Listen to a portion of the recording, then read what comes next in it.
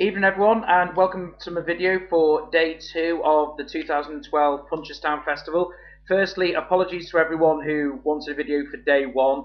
I actually went away for a bit of a break this weekend, got back late today and missed the start of day 1, I'm afraid. So apologies for that. So hopefully we can make up for it now on day 2. And we'll see how we get on. Day 2 starts with a 2.5 mile hurdle. Very tricky one this to start with. The three I'm going to concentrate on first up is King of the Refs, trained by AJ Martin.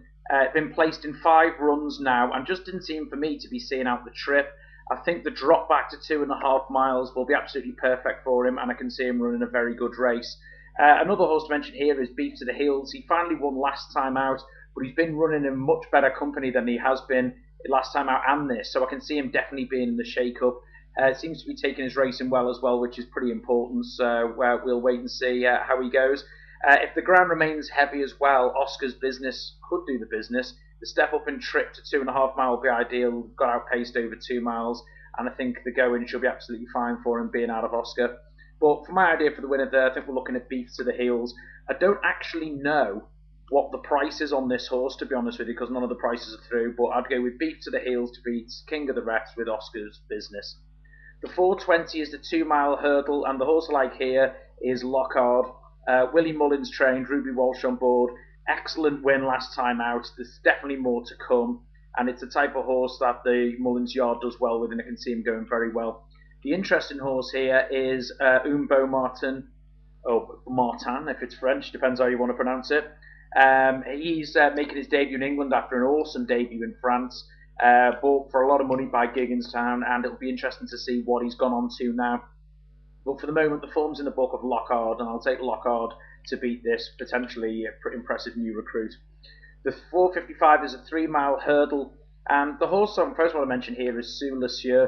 Came 5th to Simon Sigg at Cheltenham over 2.5 miles. It seemed to get outpaced, so I think the step up to 3 miles should be good. Simon Sigg's obviously gone and franked the form yet again at Aintree by winning again, and around 3-1, I think he could be a bit of a value there. Sous Lisieux, actually, providing the step up to 3 miles will suit him, which I can't see why it wouldn't.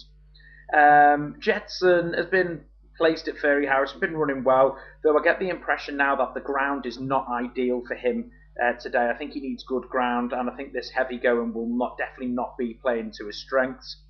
And now an interesting line of form here is through Murphy. The trip is fine. He's up in class, but seems to be improving all the time. So I think he could be a bit of each way value at around 8-1, My Murphy, to be honest with you. Now, if you're backing My Murphy, the value then will automatically come in through a horse called Maracien, I think it was, who was only beaten by a very short distance by My Murphy last time out.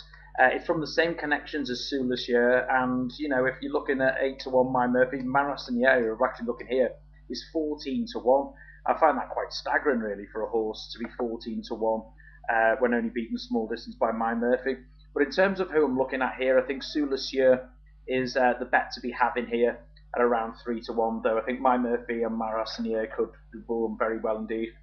The main event of day 2 is the 5:30, which is the Irish Gold Cup, I suppose you call it, and the favourite, rightfully so, is Kelesprit. Very bold jumper, excellent winner last time out. Obviously had to miss Cheltenham through injury. Usually that would be a bit of a worry, but there's a longer gap this year between Punchestown and Cheltenham, and I think he should be right there. Ruby Light run a great race at Cheltenham on ground, which I think was too fast for him, and he was there and just flattened out over 2.5 miles. The step up in 3 miles should be absolutely fine. That should be a bit better going. I don't think that'll be necessarily the case for Captain Chris. He's had a tough season, Captain Chris. He run with credit at the festival. And he's put in some good performances, but he's had his problems this year. I wouldn't be taking 5-1 about him. Quantitative Reason's another one who's been having a very good season, though I think his best form's at Cheltenham, and whether he's up to this standard or not, I don't know. Even though in the same colours I did say that about the ill-fated Synchroniser on to win the Gold Cup, but I don't think Quantitative Reason will be doing here. And Follow the Plan was an excellent winner at Aintree. However, the one thing I do fear with this one was he was 50-1 then. 10-1 here isn't much value. So if I'm looking at the 1, 2, 3 here, I would actually go with Quelesprit to be winning this from Ruby Light. And I think actually Follow the Plan. I could see him running into the first 3. The 6:05 is the first bumper of the day, and there's only one line of form here to go on, which has worked out well throughout the whole of Aintree as well, which is the champion bumper at Cheltenham. Now, Champagne Fever beat the favourite New Year's Eve that day, and I fancy with the ground a bit softer, which Willie Mullins said after the race, he was surprised how well Champagne Fever went on the ground. I expect Champagne Fever to uphold the form with New Year's Eve, not New Year's Day, sorry, New Year's Eve. That is the line of form to go with. It's held up very well at Aintree, so that'll be your first two. If you're looking for something that don't have any price on this, who could be a big price, Young Palm was very, very impressive on his debut at Now, he might not be up to this standard, but if you're looking for some value, and that was a debut run as well on softish going, Young Palm could be worth a look, depending on what the price is. Once again, no prices, I don't know. The 640 is an interesting 2.5 mile chase. Tranquil Sea's a 3-1 favourite. He's effectively a group winner now in a handicap. It's a big weight, but he is the class horse of the race. He's fresh after deliberately missing Cheltenham and Aintree. You've seen it when he won the Paddy Power the other year. He goes best fresh. It's a big, big weight, but I can see him running a great race. 3-1 could be a good value.